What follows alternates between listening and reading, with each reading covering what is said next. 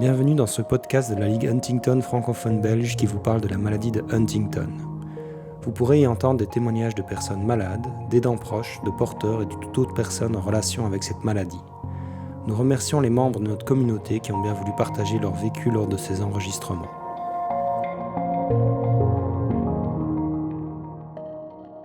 J'ai 22 ans et donc ma mère est malade de la maladie de Huntington et je l'ai appris à mes 12 ans, donc quand je rentrais en secondaire. Oui, elle le sait depuis qu'elle a 20 ans. Donc voilà, ils ont fait une relation, ils sont mariés en toute connaissance de cause. Moi et ma sœur, on n'a pas la maladie, mais donc on a affaire à un père qui est un peu absent, oui, enfin, et de plus en plus. Et voilà, notre mère qui est de plus en plus malade, qui a maintenant 53 ans, 52, je pense. Tu as appris à 12 ans donc, que ta maman était porteuse.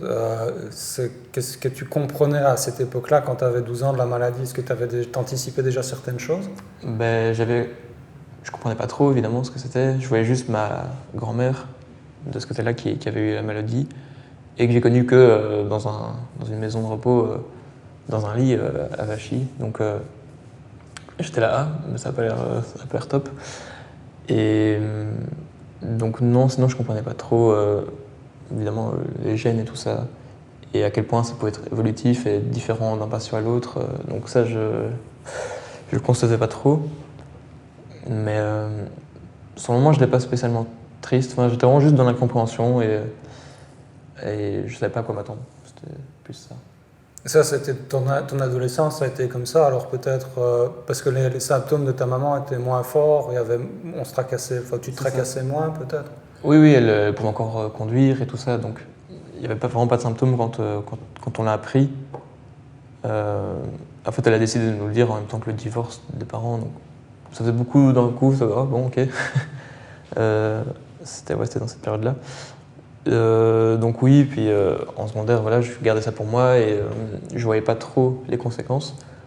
Et c'est plus à partir de la 3e secondaire et après que voilà, on voit qu'elle peut moins bien conduire et ouais, on sent que ça arrive, quoi. Donc là, on commence à se renseigner, mais vraiment tout doucement, quoi. C'est bêtement juste aller sur internet. J'avais pas été voir Wikipédia avant mes 16 ans, je pense. Oui, ça c'est. Donc tu t'es documenté sur Internet, tu as dû lire un peu tout et n'importe quoi, et il y a eu des informations qui t'ont été contredites par après. Par exemple, certaines personnes pensent que ça ne se transmet qu'aux hommes, dans les familles, etc.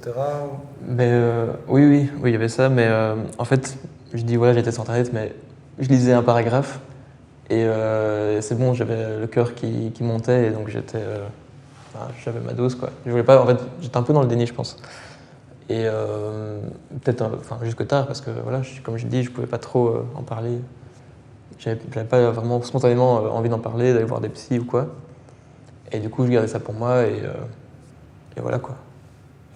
Et j'essaie de faire avec.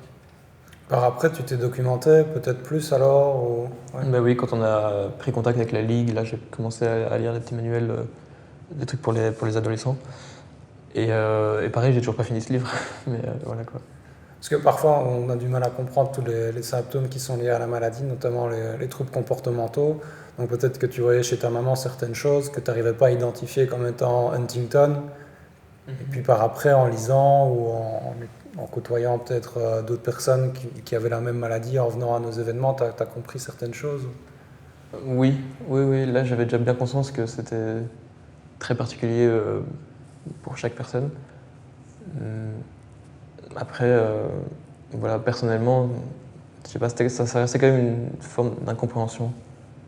Pourquoi c'est injuste et tout ça. J'étais en colère, et surtout vis-à-vis de moi-même finalement, parce que je voulais l'aider, je voulais être un bon fils et tout ça. Et ouais, c'était surtout ça. Enfin, Tu avais un sentiment de culpabilité par rapport au fait que ta maman soit porteuse ou... Ben, c'était pas vraiment un devoir, vraiment, c'est juste, voilà, quoi, je l'aime. Et donc, comment dire, j'avais ce besoin d'être, allez, irréprochable, entre guillemets, et de l'aider, mais en fait, sur le fait, j'y arrivais pas parce que dès que je la confrontais, je la reconnaissais pas, et ça pouvait monter dans les tours, ou c'était juste des dialogues de sourds, et donc, Enfin, il y a plein de trucs comme ça, mais qui fait que je perdais le contact, quoi. Maintenant, ce contact-là, t'as l'impression qu'il est revenu, c'est plus facile avec ta maman? C'est plus facile, ouais. Depuis que je suis plus à la maison, que je cote, ça a beaucoup aidé. C'est à combien de temps que ça s'est mis en place, ça? Depuis l'année passée. Ça fait 2 ans que. Enfin, là, ça m'a 2e année que je cote. En fait, cet éloignement-là a un effet positif parce que tu es moins confronté et donc quand tu vas la voir, c'est plus facile. Ouais. Moins confronté à la maladie et du coup, on peut mieux gérer les aides, les courses et tout ça. Donc, ouais, il y avait ce côté prendre du recul pour mieux faire face. Toi, ne plus être là, en fait, ça te permet de te ressourcer, en fait. Et puis quand tu vas là, ben voilà, d'être plus actif et enfin, tu as l'impression que cette action-là porte plus ses fruits alors. Oui, c'est ça. C'est un peu plus productif, quoi. Il y a moins d'opportunités pour que ça se passe mal ou parce qu'il y a voilà, un caractère qui fait qu'il y a beaucoup de reproches qui sortent et ça monte vite dans les tours. Donc maintenant, ça va. Tu penses que ça a impacté comment ta vie d'étudiant, cette maladie-là? Tu estimes que ça a diminué quand même tes interactions sociales ou... Non, pas trop. Je me demande si ça n'a pas sûrement impacté mon caractère en général, même juste mon humour ou quoi. On a peut-être plus, je sais pas, rentre dedans ou des trucs. C'est difficile à expliquer, mais j'ai l'impression que ça a changé quelque chose. Enfin, que ça ne serait pas passé. Depuis tes 12 ans ou alors depuis... Oui, c'est quelque chose qui, sur le long cours, a quand même une influence sur la façon dont tu appréhendes ta façon de communiquer avec les autres alors. Ouais, mais la façon dont je perçois mon environnement, quoi, et mes interactions, oui, depuis que j'ai 12 ans, je crois que ça. Parce que tu relativises certaines choses ou bien parce que tu... Je sais pas, c'est peut-être une forme de maturité et de recul, je sais pas. T'as l'impression que ça t'a fait grandir plus vite, alors cette maladie-là? Enfin, c'est un peu cliché de le dire parce que souvent, quand il y a la maladie, voilà, on dit les enfants grandissent plus vite, mais t'as quand même cette impression-là. J'ai quand même l'impression, ouais. Un petit peu. Le fait d'avoir pris plus de maturité, plus de responsabilité plutôt. Oui, peut-être. Mais après, vu que j'étais un peu dans le déni, je sais pas trop. Ma sœur m'a beaucoup aidé, enfin, même pas de manière explicite, mais à faire face, à assumer des responsabilités, tout ça. Ça a été ma 2e maman, quoi. Et si tu as envie d'une cassure nette avec ta vie d'étudiant, avant de faire autre chose, et aussi peut-être de changer pendant 6 mois, de dire ok, je suis plus aussi dans devoir penser aussi à m'occuper de ma maman et prendre plus de temps pour moi parce que j'en ai besoin. Bah, là, pour le coup, je pense pas que ce soit un rapport avec ma mère. C'est juste niveau je sature, quoi. Okay. Tu as envie de changer d'air, point barre, il faut aller voir ailleurs. C'est facile à mettre en place, ça? Tu penses que tu... Ça, on n'y est pas encore, c'est vrai. Mais moi, j'ai jamais voyagé vraiment par moi-même, quoi. Et que ça ait marché. Donc, Et c'est principalement lié à la maladie de ta maman, ou sinon tu l'aurais fait ou... Un peu, oui. Bah, de base, voilà, j'ai choisi l'UCL parce que c'était pas loin.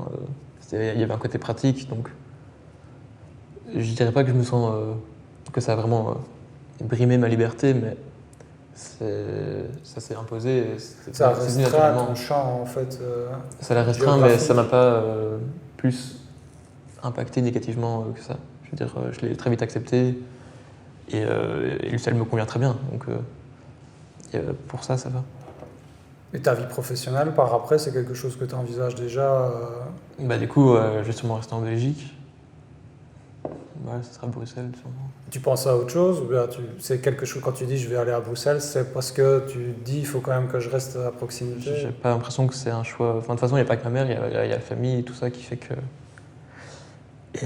Et que j'aime la Belgique, donc c'est pas vraiment un choix qui c'est pas que dicté par ça, il y a d'autres paramètres qui rentrent en compte qui sont pas liés qu'à ça.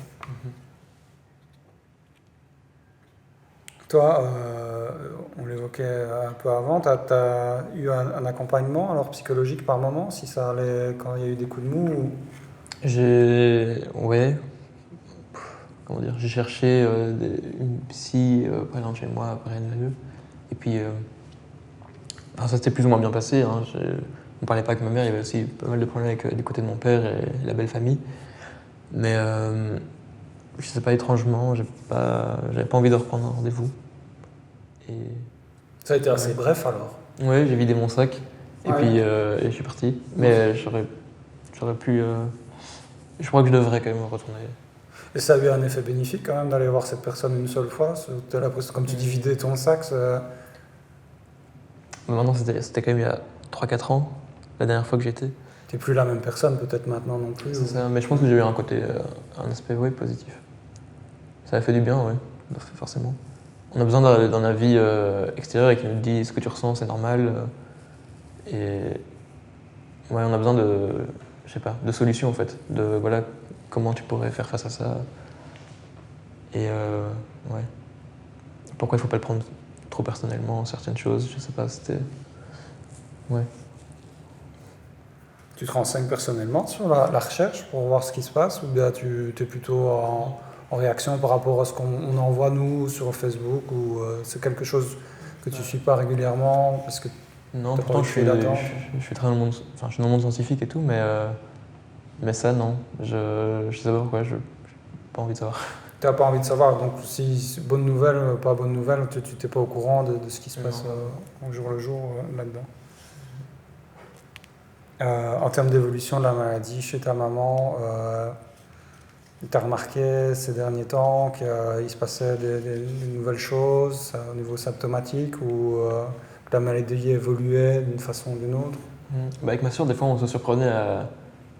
On se regardait dans les yeux, on se disait waouh, ça a changé depuis la dernière fois. Et ça c'est toujours, forcément. Je dirais que maintenant j'ai l'impression qu'on a passé un cap et qu'on l'accepte encore, enfin, toujours de mieux en mieux. Et que du coup, vraiment, on voit qu'elle fait des choses voilà, incohérentes ou quoi, et on est là, bon. On deal beaucoup mieux avec avant. Avant, on se braquait et tout, et on voulait la raisonner, changer son avis, machin. Maintenant, on se fatigue moins. Mais du coup, on est obligé des fois d'imposer des choses. Voilà, tu auras la gym à 9h, tu auras ça. Donc, des fois, c'est frustrant de devoir empiéter sur sa liberté. Elle a non, j'ai pas envie de me lever tôt et de lui imposer des trucs, c'est un exemple. Mais C'est un peu une inversion des rôles. oui, c'est ça. Et donc maintenant, on se surprend moins, je dirais. On n'est pas encore au stade où on arrive à en sourire, mais c'est l'objectif, je pense. Ce que je comprends, c'est qu'en fait, vous arrivez à faire la part des choses entre son caractère et ce qu'est la maladie. Ouais. Et donc, ce qui est du ressort de la maladie et ce qui influence son caractère à elle, alors. Oui, c'est ça. On sait que c'est juste une façade, la maladie, donc on s'accroche à ce qu'il y a derrière. Ta maman, tu as l'impression qu'elle le perçoit, ça, cette évolution-là? Ou alors elle est embarquée dans la maladie et elle est un peu. Mais j'ai jamais trop compris comment elle vivait cette maladie, comment elle la ressentait. Parce qu'il y avait des témoignages de gens qui sentaient que leur corps ne leur répondait pas et tout ça. Elle nous a jamais parlé. Donc, elle le sait qu'elle est malade, donc elle le dit elle-même. Je suis content que vous ne soyez pas malade de temps en temps. Elle va juste dire je suis malade, mais elle ne va pas dire. Ah oui. Ouais, c'est tout. Ah oui, elle ne viendra pas vers vous en vous disant voilà, vous n'avez pas remarqué tel symptôme ou quoi que ce soit. Non, du tout. Non, elle va dire. Elle va plus dire j'aimerais bien que tu me conduises à la banque, je dois sortir de l'argent, moi je peux plus conduire. Okay. C'est toujours comme ça, tourner dans le sens je ne peux pas faire ça, j'ai besoin de toi pour ça. Et la communication, ça va toujours? Toi, tu arrives à la comprendre correctement ici avec l'élocution, j'imagine, qui fluctue? Oui, j'interprète. Par habitude alors? Oui, c'est ça. Je traduis. Toi, tu me disais donc que tu avais vu quand même, c'était ta grand-mère qui était à l'hôpital. Et vous, quand vous voyiez ça, vous étiez encore préadolescent? Ah non, on était enfant. Vous étiez vraiment enfant, quoi. Ouais. Et donc là, c'était vraiment un regard d'enfant sur une personne âgée et pas nécessairement avec une compréhension du tout de ce que c'était comme maladie. Du tout. Non, elle est partie, je devais avoir 10 ans. Ah oui, et donc quand vous avez compris que votre maman avait la maladie, vous avez fait le lien avec la grand-mère instantanément ou alors c'est venu par après ou... Oui, bah, elle nous a dit, voilà, j'avais la maladie. Oui, ça, on savait que c'était la même. Donc vous y avez déjà une projection de ce que pourrait, vers l'état vers lequel allait aller votre maman à ce moment-là. Ouais. Ouais, on comprenait juste pas à quel moment on se transformait. Au tout début de la maladie, votre maman, là tu dis qu'elle ne parle plus du tout de la maladie d'Huntington, mais elle a discuté de vous un peu de ce que c'était la maladie, ou bien tu me dis que c'est toi qui te renseignais, donc ça veut dire qu'à aucun moment elle vous parlait de ce que c'était la maladie ou... Ouais, non, j'ai aucun souvenir. Aucun souvenir de ça. Qu'elle m'expliquait. Ouais, j'aurais peut-être aimé qu'elle me dise, voilà, je vais être comme ça, mais je t'aimerai toujours, des trucs comme ça, ça aurait été peut-être bien. Mais je m'étais jamais fait la réflexion. Non, elle ne nous a pas parlé. Elle ne nous a pas prévenus. La relation avec ton papa, par rapport, tu me dis depuis leur divorce, au-delà du divorce, il s'est quand même désengagé de l'aide par rapport à ta maman. Tu ressens ça comment, toi? Bah, c'est chiant. C'est juste que il n'a pas la même vision. C'est très bizarre parce qu'en même temps, il ne jure que par l'amour paternel, tout ça, mais en même temps, pour lui, il faudrait juste qu'on fasse notre vie et limite qu'on l'abandonne, quoi. C'est des propos durs qu'il dit. Je sais plus exactement ce qu'il a dit la dernière fois, mais en mode oui, bah voilà, si tu la comprends pas, ne lui parle pas, n'essaye plus d'aller vers elle et tout. Je sais pas quoi. C'est parce que lui avec sa mère, ça s'est pas bien passé au final aussi, mais.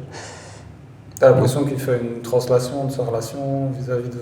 Peut-être, mais c'est vraiment pas un modèle de relation sociale.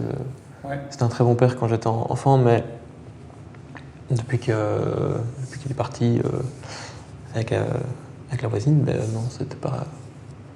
C'était de moins en moins un père, quoi. Il était vraiment pas à notre écoute. Et voilà. Et c'est toujours le cas actuellement, t'as l'impression qu'il...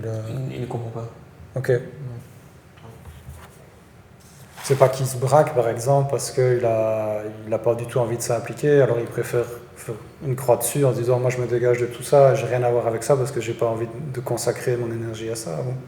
Par exemple, il va nous dire qu'il regrette de s'être engagé parce qu'il savait pour la maladie, il l'avait prévenu, mais voilà, il l'aimait et donc limite il regrettait de nous avoir fait, quoi. Donc c'est là, bon, ok, mais c'est fait, donc assume. Et il ne nous aide plus, il assume plus son rôle de père en fait. Mais c'est compliqué parce que pour lui c'est nous qui sommes partis, c'est compliqué. Mais voilà quoi, il n'y a plus d'aide financière. Vous vous voyez quand même de temps en temps ou... Oui, je suis très peu rancunier on va dire et donc voilà, ça reste mon père. Donc j'essayais d'accepter juste de reprendre contact. Mais souvent, quand on prenait contact, directement les conflits revenaient. Donc ce qui nous liait, c'était le sport. Et donc on allait faire du tennis et tout ça ensemble. Et ça allait bien, mais à chaque fois, il va sortir une phrase déplacée ou... juste récemment, il me souhaite bon anniversaire alors qu'on a fait tourner... c'était en mai. Il me souhaite le 10. Bref, il se trompe là-dessus. Et je sais pas, tout ça pour dire que lui, il est heureux dans sa vie avec sa compagne. C'est très malsain, manipulateur, faire un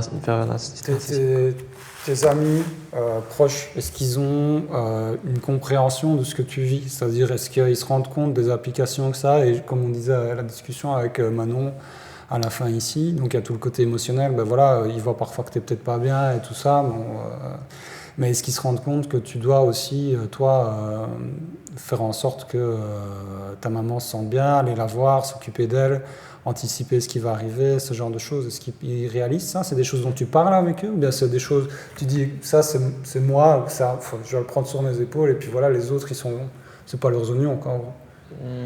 Je crois que dans ma manière d'en parler, c'est très... tracasse pas pour moi, tu peux quand même pas m'aider, donc j'aime pas répandre comme ça des choses pas très positives. Oui, avec mes meilleurs amis, j'en ai parlé plus longuement. Et de temps en temps, ils me demandaient, tiens, comment ça va avec ta mère? Mais ça va pas plus loin. Donc c'est juste, ouais, ils me connaissent quoi, je sais pas, ils savent si ça va ou pas. Et ils savent que si j'ai besoin d'en parler, j'en parlerai, mais voilà, c'est vrai que disons que je vois pas trop l'intérêt quoi. D'en parler plus que Ta ça. sœur, ça a un peu été ta deuxième maman. Enfin, je sais pas si c'est que tu l'as dit comme ça. Donc, la relation frère-sœur, pour toi, ça a été renforcé quand même par la maladie, très très fort à partir du moment où quoi, vous avez... Bah, la maladie et le divorce, ça a fait on s'est retrouvés un peu à nous deux. Et donc oui, on s'est consolés, je sais pas, enfin, Ouais. je sais pas. Consolé, consolidé. C'est ça, consolidés l'un l'autre. Mais vu qu'elle c'était la grande sœur, et ouais, ça a été, voilà, elle Ça a savait été une vraiment aide incroyable, alors vraiment pour toi à ce Ouais. moment-là aussi de... plein de trucs, même les études, Ouais. et ouais. Si je comprends bien, tu marches sur ses pas, c'était mes études. Ouais, on fait mes études. La Ligue Huntington francophone belge est une association de patients active depuis 1996. Elle a pour mission principale de soutenir, d'accompagner et d'informer les familles touchées par cette maladie, mais également de sensibiliser les instances politiques et les professionnels de santé. N'hésitez pas à nous rejoindre sur Facebook pour rester informé de nos prochains événements et diffusion de nos podcasts.